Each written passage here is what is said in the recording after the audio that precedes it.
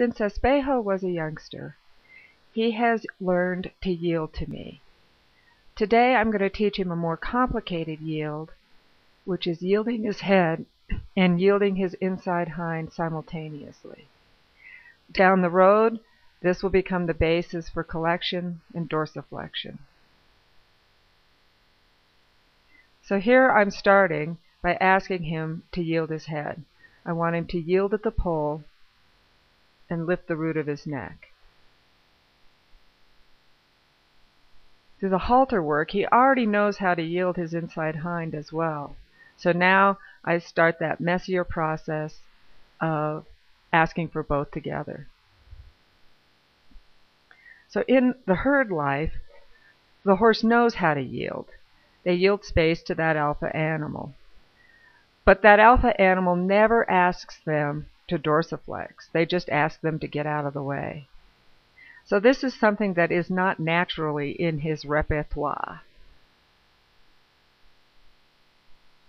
But as with everything else, if he starts to realize when I put pressure on, it will come off when he yields in the proper fashion, then he gets the reward of no pressure, and he'll start going there quicker and quicker. So that means it's up to me to try to make it as obvious as possible what I want him to do. But like I said, yielding space is a relatively easy concept for the horse to get onto. Yielding their top line is a lot more complicated, even though he does it naturally all the time. But that's why when he gets onto it, he's very willing to do it when asked in a quiet fashion. We're not going to see the quiet here for a bit. We're going to kind of see the messy stuff. So now with my right hand, I'm putting pressure on both to ask him to move and to ask him to cross his inside hind in front of the outside hind. Now ultimately I want the timing of my hand and the tail of the lead rope to be putting the pressure on as he's lifting his inside hind off the ground, because that's when it makes the most sense to him. What I'm really doing is just redirecting where I want him to place that foot when he's lifting it up, rather than asking him to redirect it when he's got all his weight on it. So like I said, that part by itself is relatively easy. With my left hand, think of it as my rein hand, I'm putting pressure on his head to ask him to yield there. So in the simplistic form, he's thinking of that as I'm telling him to stop. But with my following hand, that's putting pressure on as if it were my leg were I riding him, I'm telling him to keep going. So he is justifiably confused here. So for a bit, I've got to just leave him in that confused spot and let him start to search out what's going to get the pressure off. Now, at the same time, I want to be careful that I'm really watching, that when he gives me a try that's in the proper direction, I reward it.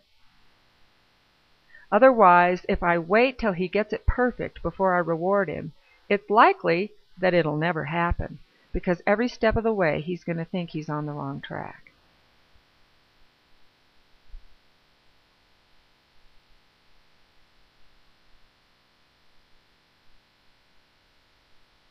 But you can see, he's actually staying quite calm through all of this. He's confused, he's running into the pressure, but he's not getting all upset. He seems to realize, because of our past history, that he just needs to keep searching for what's the proper answer. Confusion and getting stuck is part of the learning process for all of us.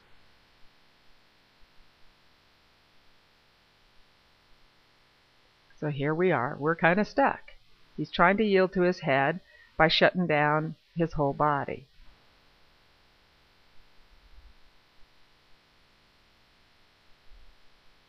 So there he gave me just a little bit, So I took the pressure off, let him just walk around the circle again free.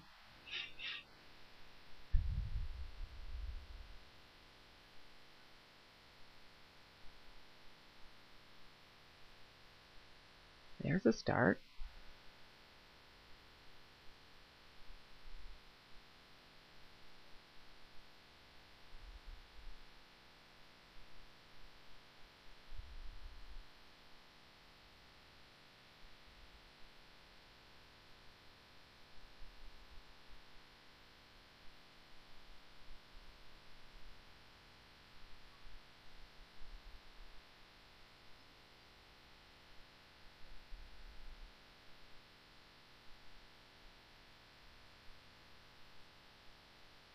Nice.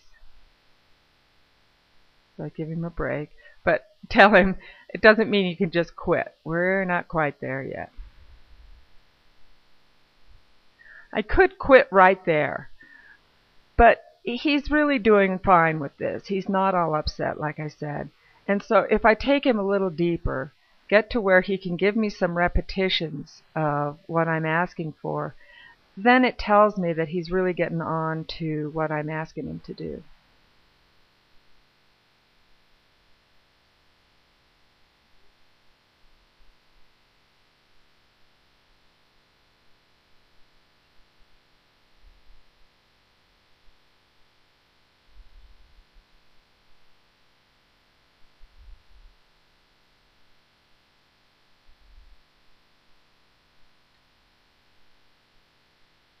Now, oddly enough, Espejo is a horse that naturally carries himself in a very desirable fashion.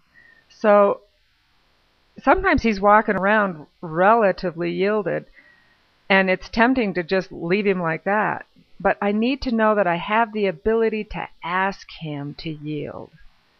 When he feels the pressure of the rein coming on, that he understands to yield to it and yield his inside hind.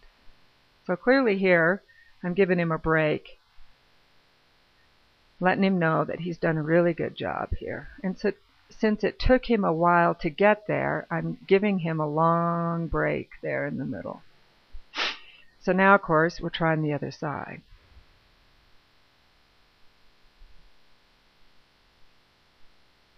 Now, generally, the second side you do comes along quicker, but you do have to teach the two sides separately, so I don't expect it to just be a slam dunk.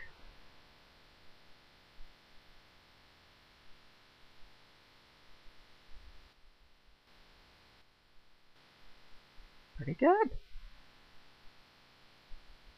Maybe we were talking slam dunk. So now I'm going to just take out some repetitions.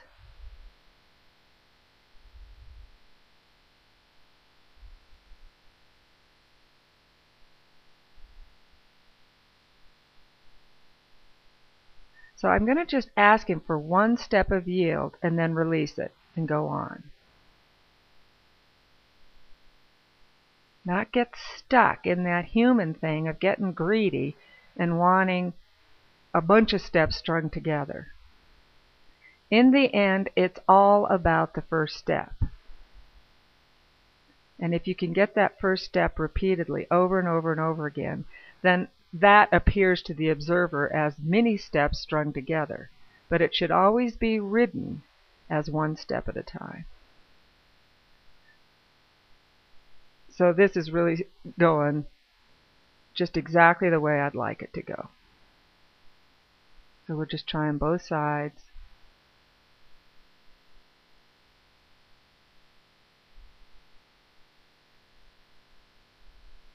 Nice. Very nice. What a beautiful job.